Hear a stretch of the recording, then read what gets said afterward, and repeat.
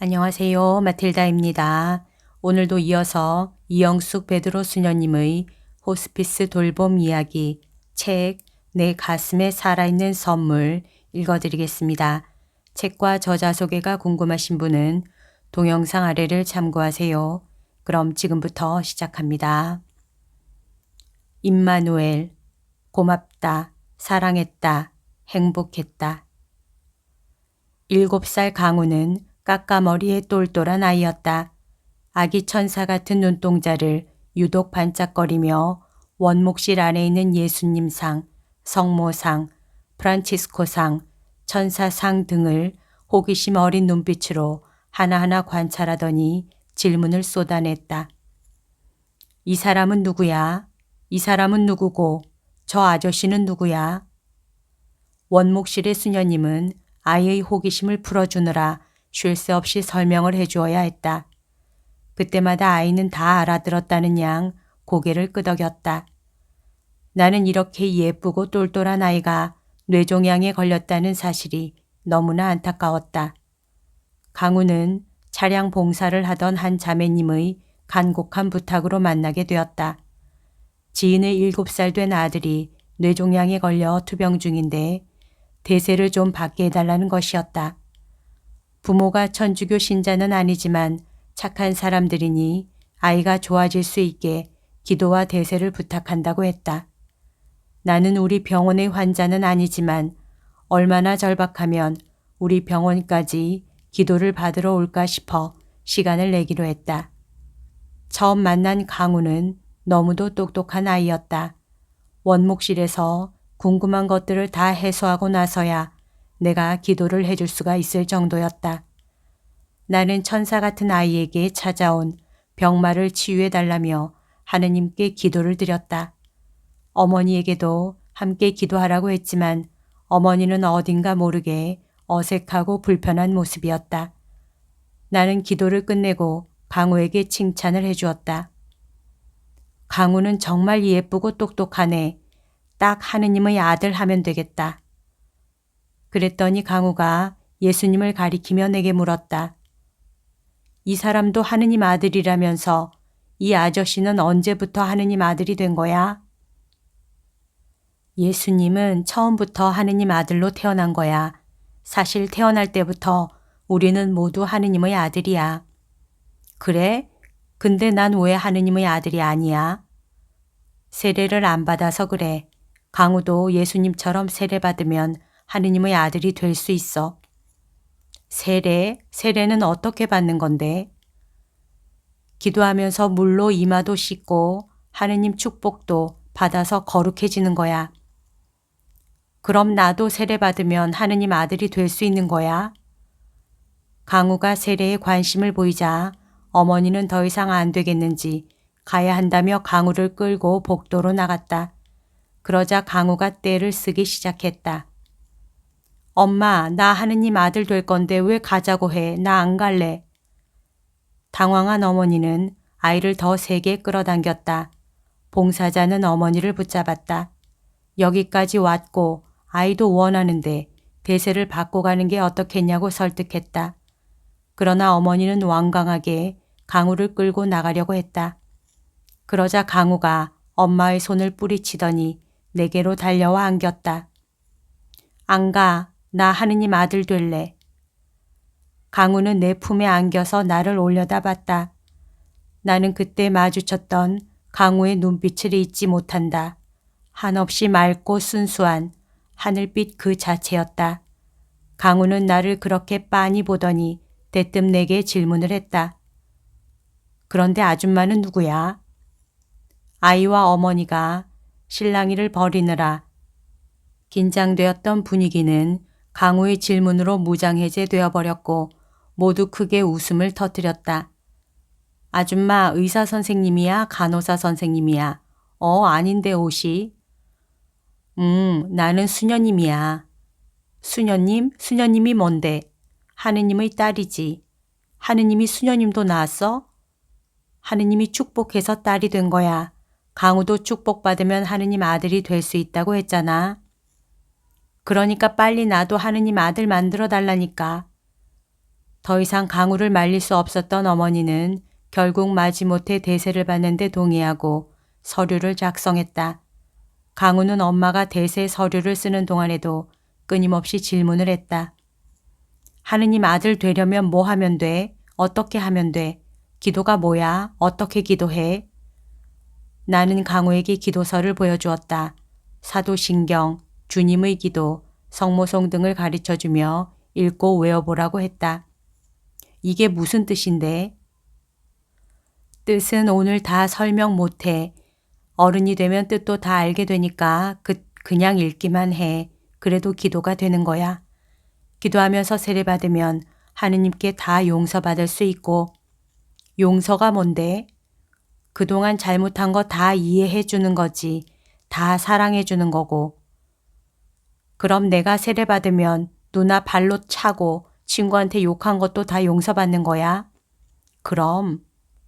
어린아이였지만 용서를 받는다는 것에 울림이 있었는지 강우는 대세를 받는 동안 진지한 모습을 보였다. 나는 강우에게 임마누엘이라는 세례명을 지어주었다.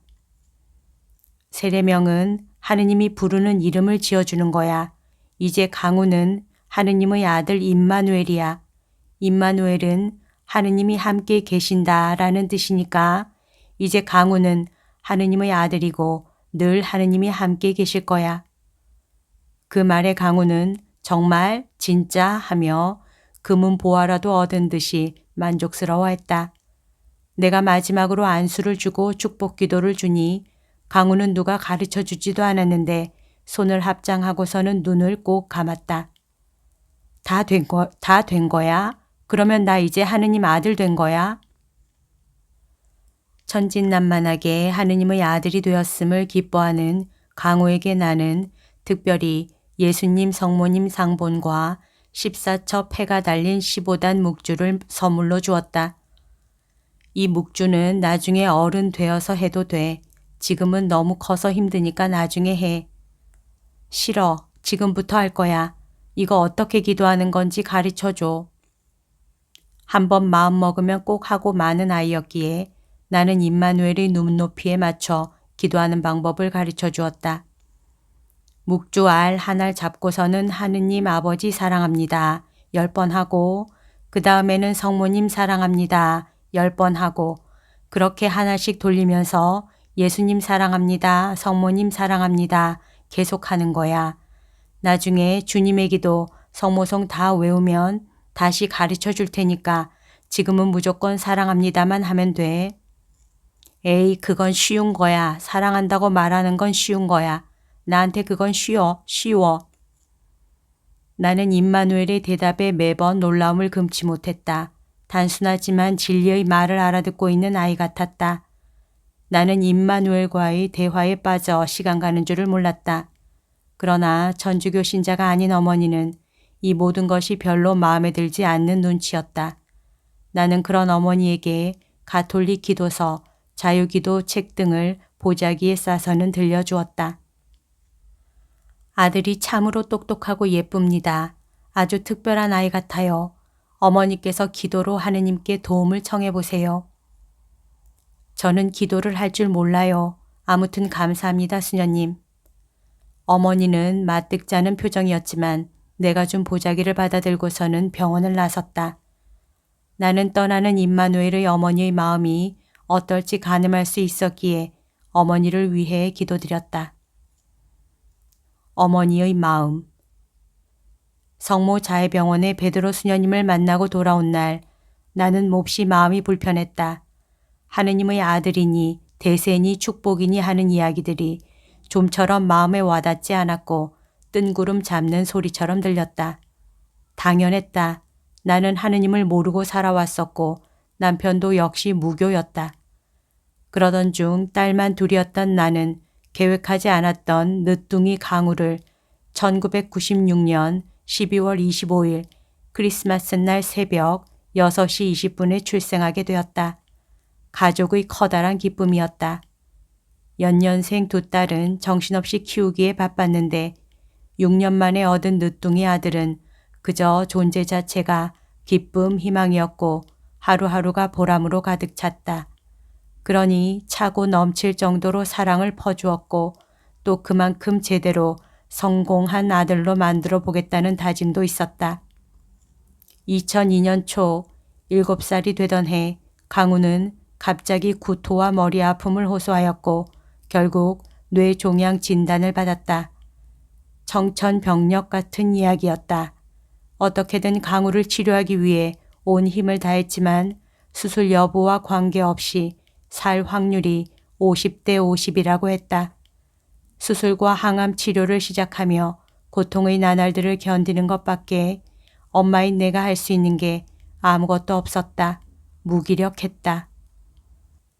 당시 남편의 직장 후배는 신실한 천주교 신자였는데 찬양 봉사를 열심히 다니던 중 우리 강우의 사정을 듣고 한국순교복자수도회의 이영숙 베드로 수녀님께 기도를 받아보라고 권했다. 우리가 부담스러워하는 내색을 하자 믿져야 본전 아니냐며 그냥 가서 기도만 받아보라고 우리 수준에 맞춰 이야기를 해주었다. 남편과 나는 아들이 치유만 된다면야 무엇인들 못할까 하는 마음으로 베드로 수녀님을 찾아가기로 결심했다. 수녀님은 강우를 보시자마자 아기 천사 같다고 하시면서 아이와 끊임없이 대화를 하셨다. 강우의 질문에 일일이 대답하시면서 하느님의 아들이 되어라 대세를 받자 이끄셨지만 원망의 마음과 의구심만이 가득했다. 하느님이 계신다면 왜 어린 저 아이에게 이런 병마를 주시는 거지? 수녀님은 내게 기도하라고 했지만 나는 제대로 된 기도가 무엇인지도 몰랐고 할 줄도 몰랐다. 그래도 아이가 간절히 원하니 대세를 받고 수녀님이 주신 묵주와 기도서를 갖고 입원해 있던 병원으로 돌아왔다. 강우는 그날 이후로 수녀님께 받아온 묵주를 몸에 두르듯 걸고서는 침대에 가만히 앉아 있었다. 나는 불편하니 묵주를 벗으라고 했다. 그러나 아이는 절대 묵주를 벗지 않았다. 그리고는 수녀님이 주신 가톨릭 기도서를 매일같이 읽어달라고 졸랐다. 나는 무슨 뜻인지도 모르는 예수 성심기도, 호칭기도 등을 읽어주다가 쉽게 지치는 기분이 들었다. 그럴 때면 강우는 다음 차례로 남편을 지목했다. 그렇게 남편과 딸 아이들까지 쉬지 않고 기도서를 강우에게 읽어주어야 했다. 힘들어도 온 가족이 강우를 살리기 위해 뜻도 모르는 기도서를 매일같이 읽어내려갔다. 그런데 이제는 베드로 수녀님을 보고 싶다면서 만나게 해달라고 조르기 시작했다. 하지만 머리에 물이 찬 강우가 응급수술을 해야 하는 상황으로 병원을 나갈 수 없었다. 강우가 수술을 하게 됐다는 이야기를 듣고 나는 수술 전에 임마누엘을 보러 가려고 했으나 갑자기 연도와 기도회가 잡혀버려 시간을 맞출 수 없었다. 수술 후에 보러 가려고 했을 때는 이미 시간이 너무 늦어버렸기에 다음 날 임마누엘을 보러 가겠다고 어머니께 연락을 드렸다. 그런데 임마누엘이 내가 오는 줄 알고 기다리고 있다면서 만약 내가 안 온다면 밤을 새울 기세라고 했다. 나는 늦은 시간이었지만 임마누엘을 만나러 갔다. 도착한 시간은 밤 11시가 넘어서였다. 내가 병실로 들어섰을 때 임마누엘은 큰 묵주를 몸에 감은 채로 십자가를 쥐고 침대에 정자세로 앉아 있었다.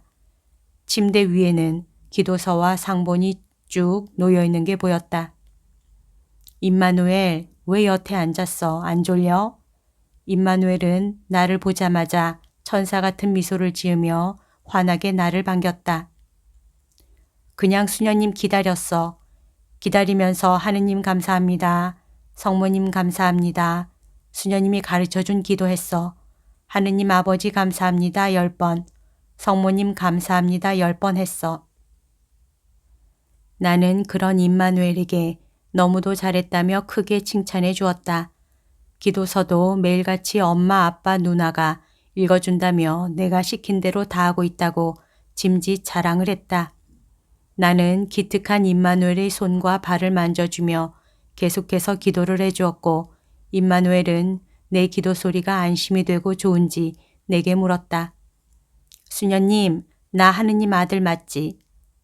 맞지. 하느님이 임마누엘을 얼마나 사랑하시는데.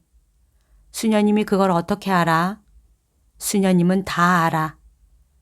나는 마지막으로 임마누엘에게 안수를 주기 위해 머리 쪽을 보았다. 그런데 수술 부위 흉터가 십자가 모양으로 나 있었다. 많이 아팠겠네. 그래도 수술한 곳에 예수님 십자가가 예쁘게 남았네. 하느님이 십자가 고통을 잘 이겨내게 해주실 거야. 낫게 해주시려고 이런 상처 주신 거야. 낫게 해주려고 이러는 거야? 그럼. 그렇구나. 근데 안 낫게 해줘도 괜찮아. 그 말에 어머니는 심장이 저며오는 듯 창밖으로 시선을 던졌다. 나는 임마누엘을 그만 눕혔다. 알았어. 임마누엘이 원하는 대로 하느님이 다 해주실 거야. 이제 코 하자. 수녀님 갈 거야? 임마누엘 잘 때까지는 안 갈 거니까 걱정 말고 어서 자. 임마누엘은 눈을 꽉 감았다. 그러고는 중간중간 내가 가는 것을 확인하려는 듯 눈을 번쩍 몇 번 뜨더니 이제 새근새근 잠이 들었다. 어머니의 마음. 엄마, 수녀님이 하느님 사랑을 많이 주고 갔어. 그러니까 엄마도 하느님 사랑해봐. 성모님도 사랑해봐. 베드로 수녀님이 다녀가시고 난 후 강우는 나와 남편에게도 세례를 받으라며 하느님 사랑을 이야기했다. 그때마다 나는 알겠다면서 건성으로 대답했다.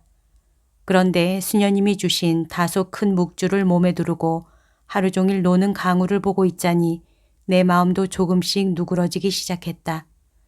수녀님의 권유로 강우를 세례받게 했지만 그것은 적극적인 응답이 아닌 마지못해 한 응답이었다. 어쨌든 나와 남편은 강우의 요청도 있고 주변 분들의 권유도 있었기에 강우의 상황을 잘 아시는 신부님께서 우리에게 특별히 세례를 주셨다. 그렇게 강우 임마누엘을 통해 남편은 요셉, 나는 마리아가 되었다. 그러나 남편과 나는 반복되는 병원 입원 치료에 지쳐 제대로 된 신앙생활은 하지 못했고 의정부에 계신 철야기도회 신부님이 종종 오셔서 안수를 주시거나 대부모님께서 집으로 신부님들을 모시고 오셔서 기도를 받게 해주시는 것이 전부였다. 베드로 수녀님께서는 강의를 하실 때마다 강우의 이야기를 사람들에게 전하며 함께 기도를 부탁하신다고 전해 들었다. 지금 생각해보면 나와 남편이 지쳐 있었을 때 그렇게 주변에서 기도를 해주고 계셨기에 우리는 버틸 수 있었던 것 같다. 그런데 병원에서 더 이상 치료약이 없다면서 치료를 포기하겠다고 선언했다. 남편과 나는 강우를 포기할 수 없었다. 자식을 포기할 부모는 세상 어디에도 없다. 그럴 때 베드로 수녀님께서 당신이 계시는 성모 자해병원으로 강우를 옮겨서 계속 치료받고 기도해보자고 제안하셨다. 병원 생활의 고단함으로 성당에 몇 번 가보지도 못했고 하느님이란 분에 대한 원망의 마음만 더 깊어져 하느님을 믿지도 의지하지도 못할 정도로 약해져 있었지만 나는 어쩐지 수녀님의 제안에 따르고 싶었다. 강우가 투병을 한 지 1년 반여의 시간이 흘렀다. 강우에게 침대에서 내려와 신발을 신으라고 하자 강우는 신발을 잘 못 신었다. 나는 마음이 철렁 내려앉았다. 얼마 전 강우가 시력을 잃을 수 있다는 의사 선생님의 말이 떠올랐다. 그러나 나는 받아들일 수 없었다. 강우는 침대에서 블록 장난감으로 도형도 만들고 색깔도 척척 맞췄다. 안 보인다면 할 수 없는 일이었기에 나는 아이의 눈이 보이지 않는다는 것을 믿지 않았다. 내가 병실을 방문했을 때 임마누엘은 블록 장난감으로 도형을 만들고 있었다. 내가 온 줄도 모르고 도형을 맞추고 있었기에 나는 임마누엘 부르며 다가갔다. 그러자 대뜸 자신이 만든 블록 장난감을 보이며 물었다. 수녀님, 이건 무슨 색깔이야? 노란색 맞아? 응, 노란색 맞네. 그러자 이번에는 세모 모형을 들더니 또다시 색깔을 물었다. 그건 빨간색인데? 아, 세모는 빨간색, 네모는 노란색. 마치 도형의 색깔을 외우기 위해 질문을 하는 듯 임마누엘은 모양별로 색깔을 모두 물어봤고 내가 알려준 색깔대로 장난감을 외우기 시작했다. 나는 임마누엘에게 도형을 잘 만들었다며 칭찬을 해주었다. 임마누엘은 좋아하면서 계속 장난감의 색깔 맞추기를 멈추지 않았다. 나는 그때만 해도 임마누엘의 의중을 눈치채지 못했기에 그냥 임마누엘이 눈이 안 보여서 집이나 기차를 만들지 못하고 간단한 도형만 만들면서 재미있게 노는구나 싶었다. 그런데 앞이 안 보일 것이라는 의사 선생님의 이야기를 들은 어머니가 화가 나서 병실로 돌아왔다. 멀쩡히 다 볼 수 있는 애를 왜 못 본다고 하냐면서 앞으로 그런 일은 벌어지지 않을 것이라며 받아들이지 않는 모습이었다. 그러더니 임마누엘의 장난감을 집어들고는 물었다. 강우야, 이거 무슨 색깔이야? 그러자 강우는 도형을 잡아보더니 자신있게 이야기했다. 엄마, 빨간색. 강우가 답을 마치자 어머니의 얼굴에 희망이 번졌다. 맞아, 그럼 이건? 또 다른 걸 집어서 보여주니 임마누엘이 다시 도형을 잡았다. 노란색. 어머니는 아들이 앞이 안 보인다는 의사의 진단이 오진이었음을 증명이라도 한 듯 통쾌하고 짜릿한 기쁨을 표현했다. 그러나 임마누엘은 보여서 맞춘 것이 아니라 내게 물어본 색깔들을 다 외워놓았기 때문에 가능했던 일이었다. 이번에는 어머니가 베개를 번쩍 들더니 임마누엘의 얼굴 앞으로 갖고 갔다. 성모 자해병원이라고 크게 쓰여있는 병원 베개였다. 강우야, 여기에 뭐라고 쓰여있어? 읽어봐. 장난감 도형만 열심히 외웠던 임마누엘은 순간 당황한 기색이 역력했다. 어머니는 불길한 예감을 받아들일 수 없었는지 다그치듯 임마누엘에게 다시 질문을 했다.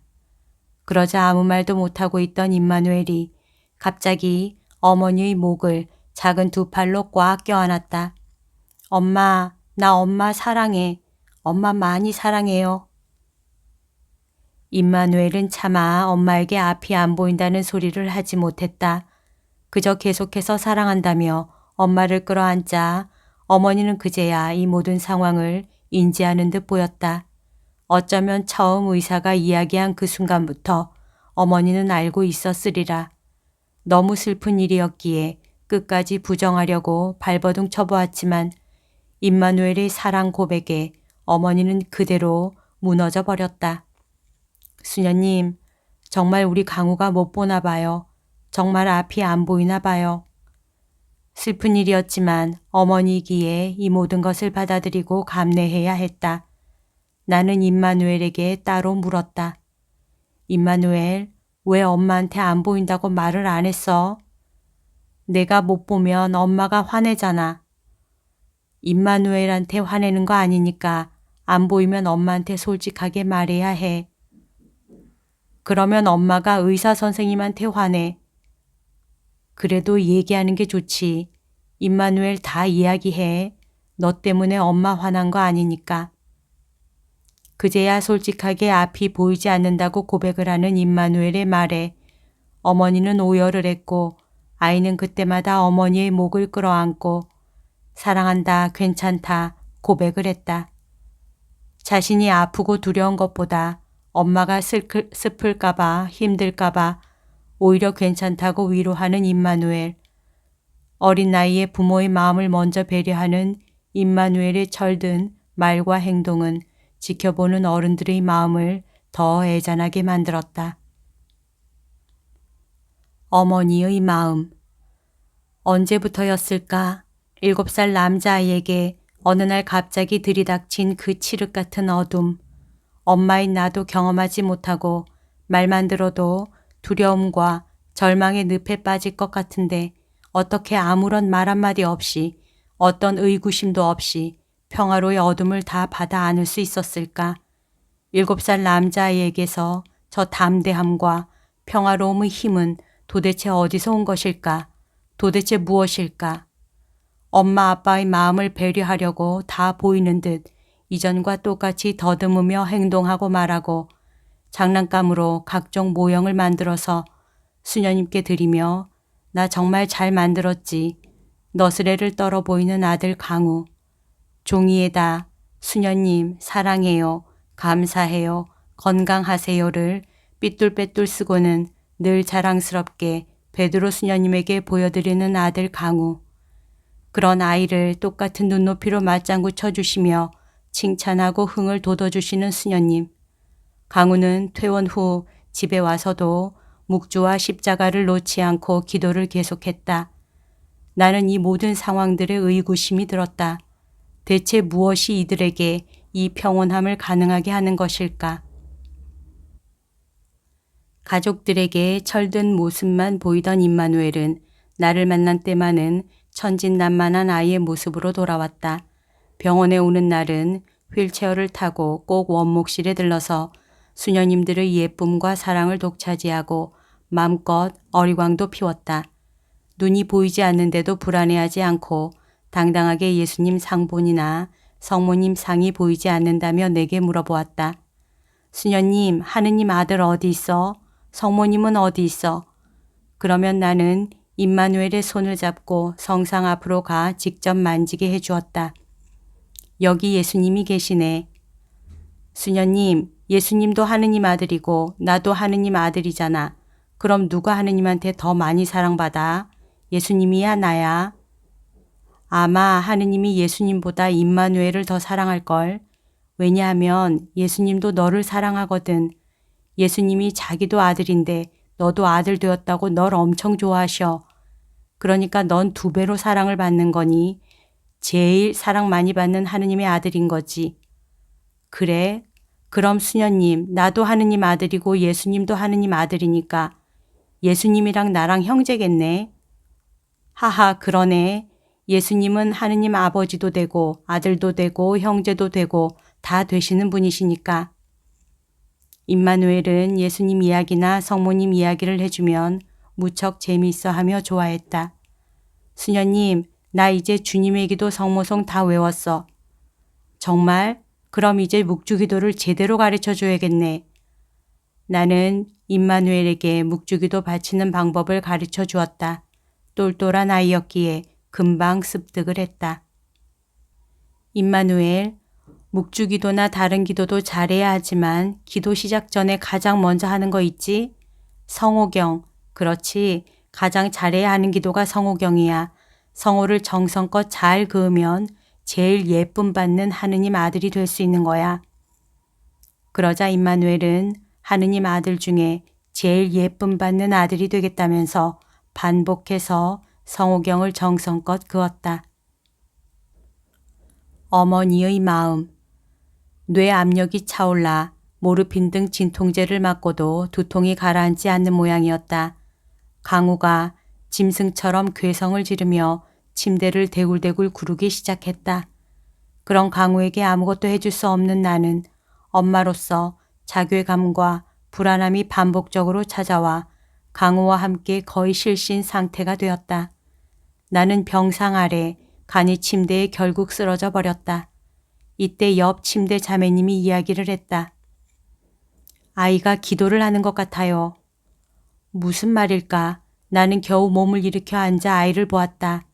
강우가 그 극심한 고통 중에 소리를 지르다가 잠시 2, 3초 멈출 때 성호경을 긋고 있는 게 아닌가.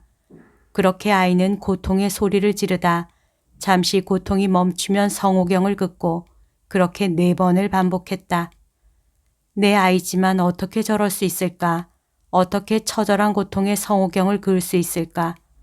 지나고 나서 생각해보면 예수님의 처절한 고통의 십자가 사랑을 강우가 우리 집안을 대표해 하느님의 어린 양이 되어 감당하고 있었던 것 같다. 그러나 나는 그때 땅의 사람이었기에 그 깊은 뜻을 전혀 헤아릴 수 없었다. 다음 날이 되었는데 이번에는 강우가 베드로 수녀님이 주셨던 요셉 배지를 옷에 달아달라고 했다. 3월 19일 성요셉을 기념하여 배지를 만들었다고 베드로 수녀님께서 임마누엘에게 기도하라며 달아준 것이었다. 나는 요셉 성인이 천상으로 갈 때 도움을 주는 성인이라고 어디선가 들은 기억이 났다. 단편적인 의미만 알고 있었기에 수녀님께서 배지를 주고 가시자마자 우리 아이는 절대 천상에 갈 일이 없을 것이니 필요 없는 물건이라고 여겨 떼서는 치워버렸다. 그런데 몇 개월이 지나 고통 속에서 성호경을 긋던 강우는 나에게 요셉 배지를 달아주기를 청했다. 나는 필요 없는 것을 왜 찾는 거냐며 주고 싶어 하지 않았지만 강우가 울면서 떼를 쓰자 봉사자 자매님이 요셉 성인 배지를 다시 가져다 달아주었다. 강우는 그제야 울음을 그쳤다. 그러더니 그 다음날 아이가 말하였다. 엄마, 사람들이 와요. 눈이 안 보이는 것을 아는 나는 두렵고 무서운 마음에 얼른 말을 돌리려 했으나 강우는 같은 말을 반복했다. 엄마, 빨간 목도리를 한 하얀 옷 입은 사람들이 와요. 그때는 그 말을 끊기 바빠서 제대로 들으려 하지 않았지만 아이가 묘사한 분들이 순교 성인 사제들이라는 것을 나중에 성화를 보고서 알게 되었다.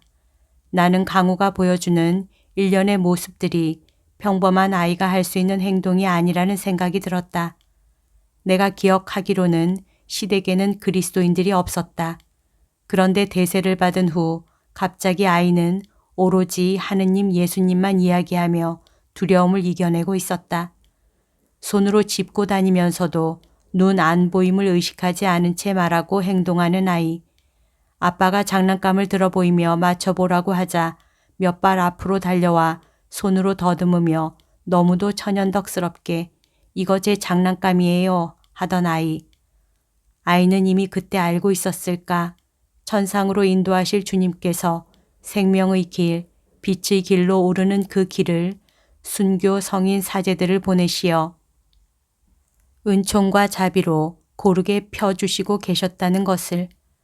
다시 입원을 하겠다고 하고 집에 아이를 데리고 온 날 소파에 부은 얼굴로 깎아머리를 하고 앉아있는 강우를 바라보고 있노라니 마음이 미어져 왔다. 강우야, 엄마가 너무너무 미안해. 그러자 강우는 어깨를 으쓱이며 다소 무안한 표정으로 대답했다. 엄마가 뭐가 미안해요? 왜 미안해요? 내가 너무 미안해요. 그 말에 나는 아이를 부둥켜 안았다. 깊은 아픔과 서러움으로 한참을 꺼이꺼이 울며 강우와 나는 함께 울었다. 한참을 울고 난 후 나는 강우와 함께 손을 잡고 방으로 들어가 나란히 침대에 누웠다. 아들 잘 자, 사랑해. 사랑해요, 엄마. 안녕히 주무세요.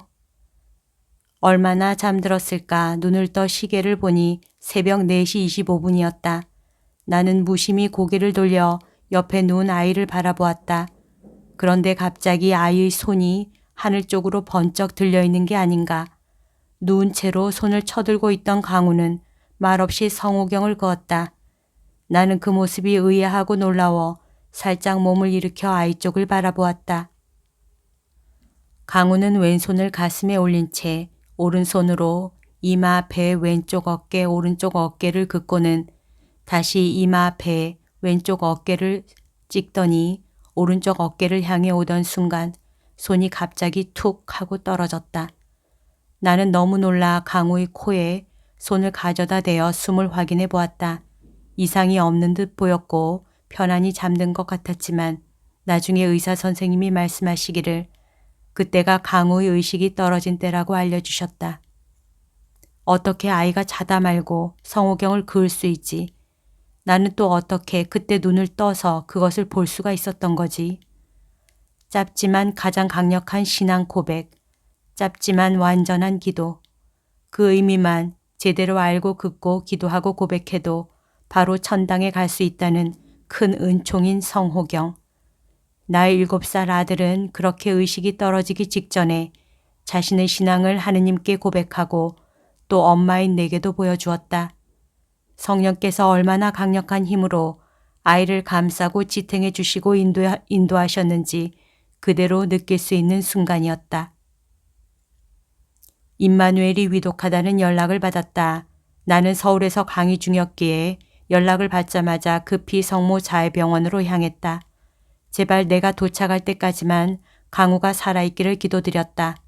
내가 병원에 도착했을 때쯤 임마누엘이 응급실에 도착했고 응급실에 들어간 지 30여 분이 지나자 담당 의사가 나와서 이야기를 했다. 기계의 힘, 약물의 힘으로 심장이 약하게 유지되고 있지만 아이에게는 그것이 큰 고통입니다. 이미 의학적으로 동공도 풀렸고 항문도 열렸습니다. 아이를 힘들게 붙잡지 말고 자연적으로 보내주는 것이 옳은 일입니다. 나는 의사 선생님의 말에 덧붙였다. 이 아이는 이미 하느님께 예비된 아이였기에 그렇게 성호경으로 마지막 신앙 고백을 할 수 있었던 것 같습니다. 특별한 힘이고 은총이니 하느님께 잘 보내드리도록 합시다. 임마누엘의 투병 기간 내내 힘들어했던 부모님은 우리의 말에 따르기로 했다. 지금은 임마누엘이 다 들을 수 있으니 나는 모두 들어가서 임마누엘에게 마지막 인사를 하라고 했다. 안내에 따라 응급실에 들어간 임마누엘의 부모님은 그동안 자신들이 죄인이었다며 용서를 청하기 시작했다. 미안해, 잘못했어, 부족했어, 아들, 엄마 아빠 용서해줘. 그렇게 울부짖으며 마지막으로 아이를 안고 만지며 인사를 했다. 나는 그런 부모님에게 말씀을 드렸다. 뭐 그렇게 잘못한 게 많다고 그럽니까? 엄마 아빠가 자꾸 그런 얘기만 하면 아이가 마음 아파서 하늘로 못 올라가요. 임마누엘 고맙다, 행복했다, 사랑했다 그 말만 하세요. 그러자 어머니 아버지가 다시 임마누엘에게 인사를 했다. 강우야, 내가 엄마 아빠 아들로 태어나줘서 늘 행복했어. 고마웠어. 늘 자랑스러웠고 아주 많이 사랑해. 임마누엘, 고맙다, 행복했다, 사랑했다. 그렇게 임마누엘은 부모님의 사랑을 품고 하늘 본향으로 하느님 참 아버지의 집으로 날아 올라갔다. 어머니의 마음. 장례 후 베드로 수녀님께서 말씀하셨다. 임마누엘이 부모님의 사랑 고백을 들으며 세상의 아픔 다 풀고 하늘나라로 올라갔으니 임마누엘 마음 아프게 하지 말고 신앙생활 열심히 해야 합니다. 임마누엘은 세상에서 죽음이었지만 본향인 천상에서의 새로운 시작을 한 것입니다. 그것을 믿으셔야 해요. 우리 부부는 수녀님의 도움과 성령의 은혜로 하늘로부터 새로 나고서야 모든 것을 깨달을 수 있었다. 나는 아브라함의 하느님, 이삭의 하느님, 야곱의 하느님으로 죽은 자의 하느님이 아니라 살아있는 이들의 하느님이다 라고 하신 하느님께서 이제는 임마누엘의 하느님이 되어주셨고 또 은총 속에 나의 주님, 나의 하느님이 되어주셨다. 임마누엘도 우리 가정도 다 살려주신 하느님, 참 생명을 얻게 해주신 하느님, 우리는 죽든지 살든지 하느님의 것입니다. 아멘. 여기까지가 오늘 들려드릴 내용입니다. 오늘도 하느님의 뜻 안에서 서로 사랑하는 하루 보냅시다. 사랑합니다. 축복합니다.